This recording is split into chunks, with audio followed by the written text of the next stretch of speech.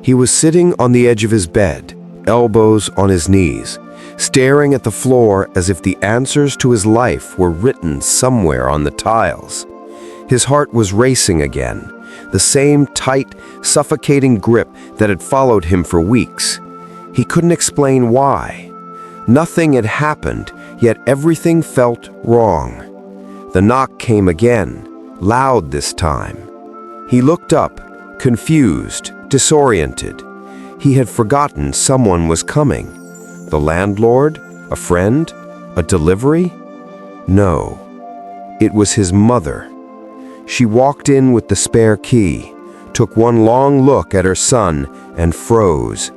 This is Beyond Stories, where every story carries a lesson, and every lesson touches the heart. Subscribe and turn on notifications so you never miss a story that could inspire your next step. Now, let's go deeper into the story. Adrian's room was silent, but not the peaceful kind of silence. The heavy kind, the kind that tastes like fear and worry. Clothes on the chair, cold tea on the table, a notebook open, filled not with plans, but with anxious scribbles. "Adrian," she said softly, "when was the last time you slept?" He didn't answer, because he didn't know. Every night blended into the next, thoughts racing like a broken engine, replaying conversations, imagining disasters, worrying about things that hadn't even happened. He lived inside his head more than he lived in the world. He felt weak, tired, trapped. His mind had become a cage, and he didn't know how to open the door. His mother sat beside him, not speaking, just breathing with him.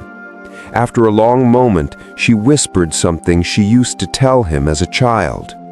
"The mind is like water, my son.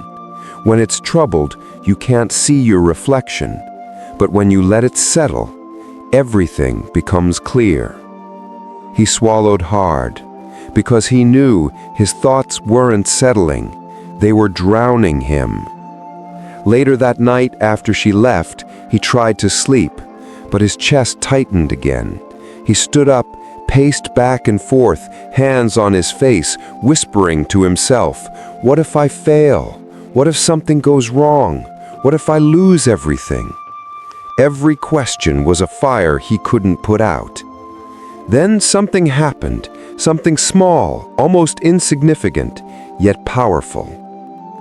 He remembered a story his father once told him, long before life became complicated. A man was carrying a heavy bag of stones. He refused to drop any of them. "They might be useful," he said. But the heavier the load became, the slower he walked, until eventually he collapsed.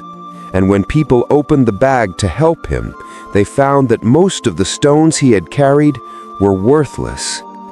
Adrian whispered the final line to himself, "I'm carrying stones that mean nothing." He sat on the floor, leaned against the bed, and allowed himself to breathe. For the first time in months, he didn't fight the thoughts. He just watched them, like clouds passing in a distant sky. He realized something simple. Worry is interest paid on a debt you don't owe. The next morning, he made a small decision. Not a big one, not a heroic one, just a simple decision to take control of one thought at a time. He stopped arguing with his mind and learned to observe it instead. He wrote down the worries that weren't his to carry and tore the paper to pieces. Every night he would say to himself, "Empty your mind. Keep only what you can control." Weeks passed. His mind didn't become perfect, but it became quiet. Not silent, but peaceful enough to hear himself again. He began reading again, planning again, laughing again. One morning, something surprising happened. He woke up and realized he felt light.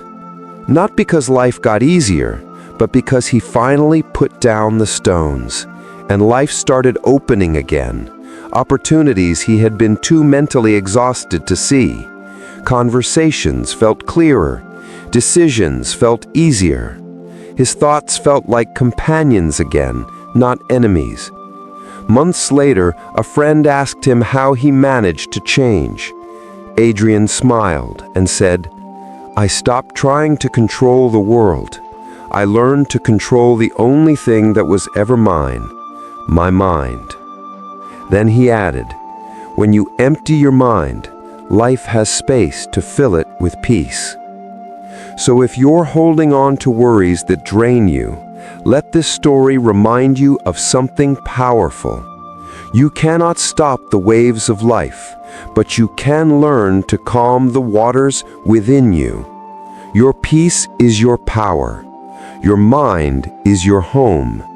And no matter how loud the world becomes, you can still choose silence on the inside. If this story touched your heart, share it with someone who needs a moment of peace today. And don't forget to subscribe for more life-changing stories. This is Beyond Stories, where every story reminds you that as long as you are still breathing, your story is not over yet.